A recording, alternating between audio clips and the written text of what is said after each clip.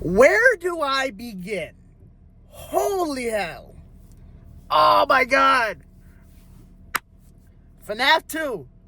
FNAF 2. Simply just amazing. Oh my God. Now, I from the beginning, I do like seeing the trailers. I do like the little dream sequence that that Michael had in the first movie and that Vanessa has in the second movie, of facing their major fear with Michael losing his brother and not knowing what happened, in a sense, obviously, besides the fact he got taken, like who took him and everything, and then Vanessa dealing with her daddy drama. Lord Jesus. Granted, I don't think she ever resolved it fully, but no, not I don't think. I just saw the movie. It was not resolved fully, but we're not gonna talk about that. Oh yeah, spoilers for anybody who really checks out this movie review. It's an impromptu video, okay? I don't do movie reviews. This is new to me. Actually, you know what? Let me go ahead and put you right here instead of where you're dangling all the time. You can see me as I drive still, though. Yeah, so let me go ahead and just say this right now. FNAF 2 was amazing, and we are getting a FNAF 3. There's no way in hell they're going to leave off on that cliffhanger. There is no way in hell they leave it off on that cliffhanger. Oh, it was so good. So, again, I say, spoilers, because this is going to be some spoilers. All right, let's jump to the end of the movie, okay? Because I'm going to go through it all, but my favorite part was towards the end, okay? So, the end of the movie. Well, no, actually, no, fuck it. We'll go through the beginning of the movie. Sorry. Excuse my language. I'm in a happy mood right now. All right, so we'll go through the beginning of the movie towards the end. So, the beginning, new characters got introduced. McKenna Grace played her little horror scene, and then eventually got taken over by the marionette after her and her crew decided to go searching through the Fazbear location, the original Fazbear location. They decided to go ahead and check it through, and at the end of it, her crewmates get killed. Assumingly, her crewmates get killed by I don't know if by the marionette's doing. I don't know if she was. It didn't look like she was controlling animatronics. She was doing more of like spiritual, like, paranormal shit. So, yeah. So she ended up possessing McKenna Grace's. Actually, is that her name? Damn it! Let me make sure that was her name. I don't want to fuck up the name. I don't want to mess up the name. Let me see. McKenna Grace. Like, that name keeps popping to me. I'm pretty sure it is her. I just want to make sure. Yeah, it is her. Okay, cool. So, yeah. So, I don't remember if they ever said a name for her character. But yeah, the marionette ends up taking over McKenna Grace's character. And so, throughout the movie, Abby is trying to help her friends, which the animatronics that came to life, they were the Five Nights at Freddy's 2 animatronics, and they ended up being controlled all by Marionette, the puppet, because the puppet was her story is she wanted revenge to kill all the parents that wronged her in the very beginning sequence, because in the very beginning sequence she was trying to, when she was alive as a kid, she was trying to save another kid because William Afton was over here trying to kidnap kids back then, bring them to another room nobody knows about. So she was trying to save a child, and then William Afton ends up stabbing her in the back, quite literally. So with that being said, it killed her, and she ended up falling into this little crater or little hole, that makeshift hole in the stage, and then got brought back up by the puppet, by Marionette, which was cool to see, Like, honestly, that was the beginning of the movie. That was cool to see. So, sorry, sidetrack. I'm going back to my regular, what was I saying? So, yeah, Abby was the key, basically, to helping the animatronics escape the original Five Nights at Freddy's location, because they were, what's the word I'm looking for? They were basically locked in there. They couldn't leave. They had like some sort of lock that they had to unlock with a password. And this was set by either Vanessa. I'm assuming it's set by Vanessa, but it could have been set by William Afton as well, and Vanessa knew it. But needless to say, Abby ended up going to the original location, and Vanessa. Before Abby ended up going to the original location, Vanessa showed up there because of something Abby had told her earlier that day about seeing Freddy and Chica after Abby hasn't seen them in so long. And she was describing the original Freddy location, and Vanessa got worried, and so she went ahead and went on her own to go over there. So, she went to the location, the marionette caught her, and was holding her hostage, basically. But nobody knew about it. Nobody knew where she was. So, with that being said, Abby shows up because of this little Fazbear talker thing that she got from the other location from the last movie, when Abby realized the truth about the animatronics, that they weren't there, supposedly. And she didn't know about it. Mike kept telling her, hey, like, they're broken, I'm gonna go one day and fix them, etc., etc. And kept using that lie. But eventually Abby found out the truth. She got the Fazbear talker from that original Five Nights at Freddy's 1 location, and then she ended up bicycling over there one night when the Fazbear talker ended up going off and saying about, basically, Abby, we need your help, come find us. And y'all seen the trailers if y'all haven't seen trailers. I mean, if y'all have seen trailers, you know what I'm talking about. If you haven't seen trailers, check it out. So, the movie's amazing. So with that being said, Abby and Vanessa were basically held at not gunpoint, basically just held hostage, and was told to either give the password to Chica, which was controlled by Marionette, either give the password to Chica or Abby dies. So Vanessa ended up giving the password to Marionette. Marionette relayed it to Chica as she was controlling Chica. And so the perimeter lock, there we go, that's what it was. So their perimeter lock ended up getting unlocked. And so with that being said, now that Abby helped them, Abby wanted Chica to help her with her science. Well, Abby got help with the science fair project that she had originally. And when she got to the place, when she got to her science fair place, the teacher that she had didn't want her to do the science fair and accidentally destroyed her project. So this is where she went back, where she went to the original location again. This is where she unlocked the perimeter, and basically Chica was going to be used as her science fair project.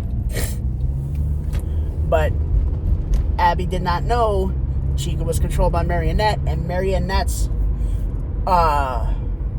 story is to basically get revenge on all the parents that did her wrong when she was alive, trying to save the boy, and they kept all pushing her away. So afterwards, Freddy, Bonnie, Chica, and Mangle ended up going on and trying to find the parents, basically. Mike was in the original location. He was sitting at the desk trying to Mike ended up showing up in the original location. He sat at the desk and he was trying to, basically, there was a wireless signal that they had and he was trying to disrupt it and destroy it from within, which he ended up successfully doing for a time being. But I'll get to that later. Well, I'll get to that in a little bit. So, while he's doing that, Vanessa's outside trying to find all of them. They're communicating on where the locations are and everything. She's trying to get people out, away from the animatronics as they were going after them. Basically, you get what I mean. I don't know if I can fit through here, doo-dah, doo-dah. I can barely fit through here, doo-dah, doo-dah. I'm just going to get some gas, doo-dah, doo-dah. Yeah. I'm sorry, I'm in a really good mood. So, with that being said, yes, this is very impromptu. You can see a little goofy side of me, I don't care. I'll be right back. Just a quick second. I'll be right back. So, back to what I was saying. Let's see. So yeah, they're trying to communicate with each other through walkie-talkies and everything. And during that time, at the end of it, he ends up successfully disconnecting the signal, and Bonnie was about that close to killing somebody. Like that close. Killing a daughter and a mother. Oh, Lord Jesus. But, yeah. So they thought they were good, like they were relieved and everything. And then because at that same time, while he was also trying to disconnect them, the withered animatronics were trying to kill him. Again, there was an alert on Chica when she was at the science fair with Abby. There was an alert on Chica that said, hey, security breach, that Mike was accessing the wireless signal. He was accessing all of it. So Chica ended up apparently starting up the prototypes, which the prototypes were the withered animatronics, and they looked so damn good. I loved it. Oh my God. I loved it. Woo! They looked so damn good. So with that being said, he's trying to survive in the Five Nights at Freddy's 2 security room. And it looks so cool. It really does look so cool. Back to what I was saying. Sorry, sidetrack. So he successfully disconnected the signal. They all shut down. All right, but we didn't know at the time that the marionette was inside the Chica that was with Abby. We didn't know about it. All right. So as Mike and Vanessa are all relieved and everything, Mike gets a tracker signal from another one that's at his house. And he thought he disconnected all of them. But again, this one was Chica. She was putting Abby to bed.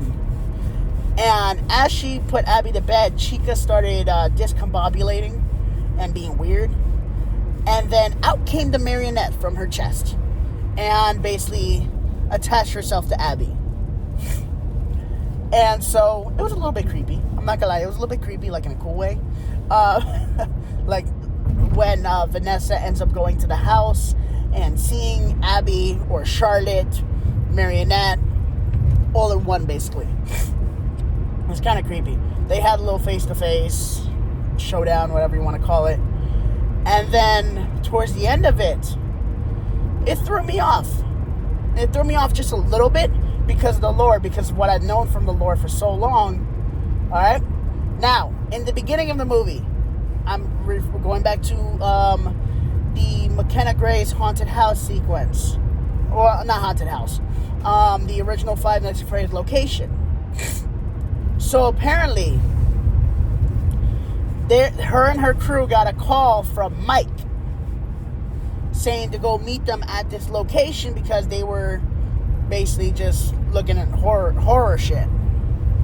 Come to find out, it wasn't the Mike Schmidt that is the main character of the movie.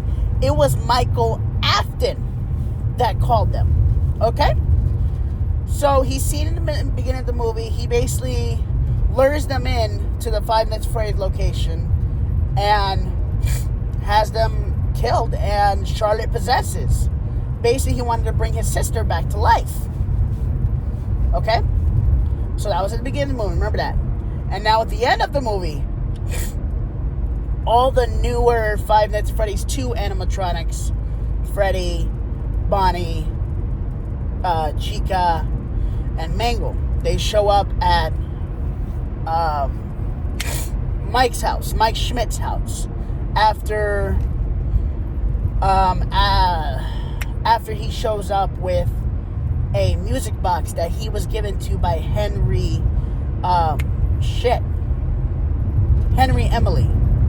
Why did I not remember his fucking name? Wow, that's bad. No, he showed up with a music box by Henry Emily, so that way the marionette can lose control of Abby. There's a lot of shit in the movie. I'm trying to talk it out loud, but it was so cool. Like, I'm so happy. Fuck, I've been wanting to see it since it came out. Like, I've been so excited for it, and it's just the lore was so good with it too. But this is a different story. This is a different story, and this is the reason why I'm saying it's a different story. Now, we all know the main part of it, Springtrap's. We all know the main part of it, but this one threw me off for a little bit. So towards the end of the movie, they were all at the house, and Vanessa, and Michael Afton shows up as well with the animatronics. Because after the animatronics, because it turns out it wasn't just Charlotte, the marionette, controlling the animatronics. It was also him. He was also doing it. And he has this little talk with Vanessa, trying to bring her back in to the family tradition, in a sense.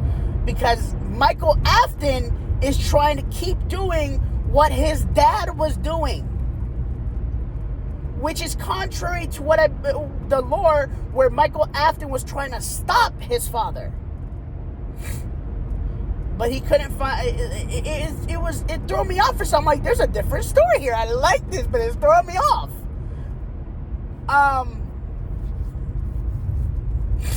Yeah, I'm sorry. I know I didn't give a FNAF 1 review, but like, I didn't think about that at the time.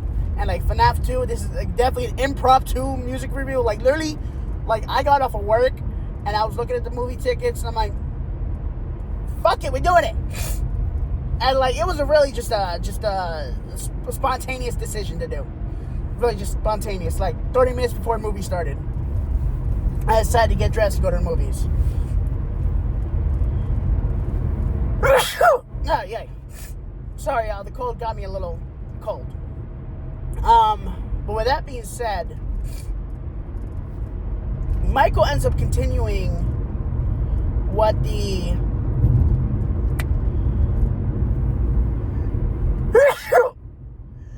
God damn it. Michael ends up continuing doing what his father was doing before. Or trying to do what his father was doing before. And so with that being said, he shows his face at the end of the movie, shows up at the house, tries to talk to Vanessa and joining in. And then when Vanessa wouldn't, he basically said, kill them all. So, let me stop you right there. Let me take you back a little bit in the movie. Before Michael showed up at the house, he told Vanessa he had an idea. He showed up at the FNAF 1 Freddy location to try to talk to see if the animatronics were even there at all. He was screaming and yelling in the place because if you seen it, oh my god. If you remember from FNAF 1, it looked alright, but it was still a little messy. Yeah, FNAF 2 had it completely just messed up. It was messed up head to toe. Like, every room was just all messed up. And the animatronics were not in sight at all. But he was there. He was trying to talk them into helping Abby out if they ever really cared for Abby, like they said they did. And so fast forward back to the end of the movie. They're at the house. They're fearing for their life because all the newer animatronics are surrounding them, about to kill them. And here comes the older animatronics. The ones from FNAF 1. That are coming through to save the day. They fight off the newer animatronics. And I mean, it looked actually pretty cool. They were fighting off the other animatronics. And won their little showdown. But they're not programmed to be out of the Freddy's location. So when they after they finish their battle, little fight with the other animatronics, they die basically. They shut down and die. All right, and Freddy's ghost, Freddy's child that's in him, gives Mike a warning that once they go, he can't hold back that guy any longer. Now, he said his words were, "I cannot hold him back any longer." Who's he? So remember that. After all that's going on, basically Mike Schmidt told Vanessa to stay away from him and Abby because he could not trust her at all, which rightfully so. Alright? And at the end of it, the very end, you see Vanessa standing in Mike's doorway of his house. She's crying. And all of a sudden behind her, you see the marionette, Charlotte, come up here and take over her body. Just take over Vanessa completely. Look a little scary. I ain't gonna lie. Look a little scary, but it was cool. Alright? So with that being said,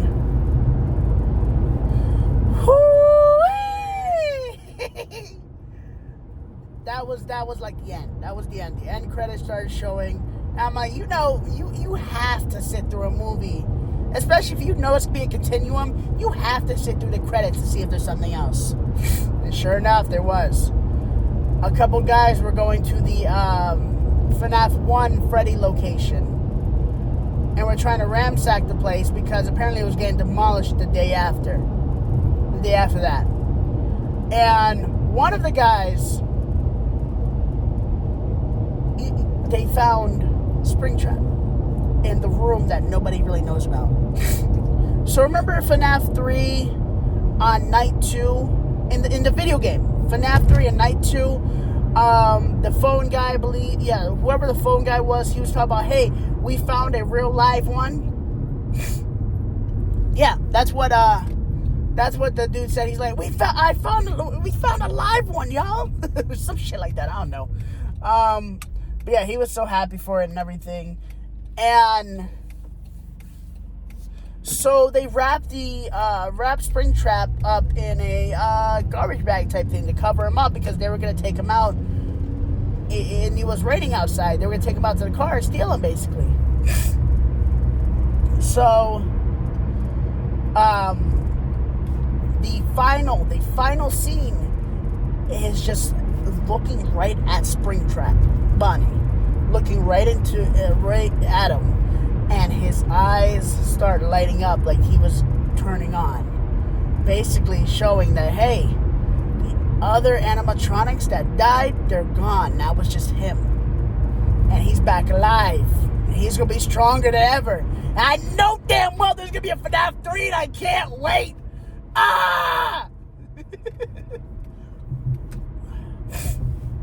Overall, a great movie. A really great movie. I loved it. I loved the little hey, like Michael Afton is actually following in his father's footsteps instead of trying to stop him. I like that little twist. It's a pretty nice story so far. I'm loving it. And then Vanessa being controlled by the marionette at the end. Oh, this is gonna be a good one. I can't wait for FNAF 3. I know I'm not the best storyteller. And again, my mind is just racing right now because I just saw the movie. So this is literally like my first thoughts after the movie was over. All right, so y'all just get all of this, and I'm like, whoa, I'm just so happy about it. But yeah, no. And then again, I say it, the animatronics looked amazing. The withered ones, the new ones, the regular FNAF 1 ones, like, they all looked amazing. I loved it. And the way that the marionette was, I loved it too. Oh my God. I'm not gonna lie to you, I probably won't go to theaters to see it again, but as soon as it comes out on streaming services or Apple TV, I'm buying it and I'm keeping it for the rest of my life. Just like I did with FNAF 1. If they do the same with FNAF, like whenever FNAF 2 is available for Apple TV, I'm buying it. And I'm keeping it for the rest of my life. Sorry, it just... Oh, don't tell me he's gonna pull me over. I swear to God, if he does that, I'm gonna lose my mind. He's following me. God damn it. Being followed by a cop. Well, shortly, probably. Y'all about to probably see me arrested. No, not arrest, but y'all about to see me get pulled over, probably. Maybe. Maybe not. Nope, never mind, we're good. Woohoo! Oh, yeah, I hate these fucking cops sometimes. Sorry, I'll sidetrack, but yeah. What was I saying again? I'm gonna go get some Sprite. But yeah, amazing movie. Amazing movie, seriously. Visually, it looked amazingly stunning. Surprisingly, I don't know, the horror level, the only thing I will say is just the horror level is just, for me, you can tell when the jump scares were going to be there. And there weren't really many jump scares as I thought there would be. But you could just tell it was going to be there. And I'm just like, damn, I see it coming. What do I do? Well, I mean, it wasn't really all that scary in a sense. But, like, to see the lore was just amazing. To see the lore was just absolutely amazing. I loved it. But yeah, if y'all haven't seen it, y'all need to go see it. If y'all have seen it or listened to me and are, yeah, you know you enjoyed it as well as I did. Don't even lie about it. Like I said, I'm kind of dealing with a cold right now, so sorry, y'all. But with that being said, I'm gonna post this like immediately. So this is something a little different, like a little, like I said, it's a little different for me than what I usually do. But as soon as I get it all together and everything, I'll have it uploaded up to YouTube. I'll put it on Patreon as well for everybody, for y'all to check out. Like this, just a movie review. It's my first attempt at it. I didn't expect to do it, but I just wanted to do it. But this was a good movie. But if y'all want me to actually do like more movie reviews and everything, let me know down in the comments which movie y'all want me to check out. And I'll actually do like a full-on movie review in a sense. If y'all want me to give you more, I wouldn't say more of this style type video, but at the same time kind of more of this style type video.